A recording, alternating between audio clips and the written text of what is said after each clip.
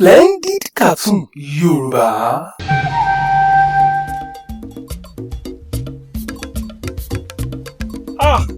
Oníbàárà ẹ ǹlẹ́ ṣé kò sí àárín yín. Ọ̀gá Tailor, ọ̀rọ̀ yín ò yé mi. Ẹ jọ̀ọ́ kí lẹ rán fún mi yìí? Lẹ́pa ni mí, ẹ wo nǹkan tẹ rán fún mi. Òun ló tóbi bí agbádá yìí. Ṣé style tí mo ní kẹ́ rán nìyí ni? Àbí ẹ ní òṣùwọ̀n mi lọ́wọ́ mọ́ ni? Oníbàárà mi, mo kúkú ní òṣùwọ̀n yín lọ́wọ́, ṣùgbọ́n style tó ń rè ń sìn nìyẹn. Ọ̀rọ̀ yín ò yé mi. Style tó ń rè bíi ti báwo? Àwọn aṣọ tó bá ju size customer lọ, òun ni mò ń rán sìn. Ṣọ́rọ̀ nìyẹn. Ṣé ẹ mú mi ṣeré ni àbẹ́ ẹ̀ ń sòótọ́? Mi ì mú yín ṣeré, nǹkan tó ń rè nìyẹn. Ẹ sí lórí Instagram ni.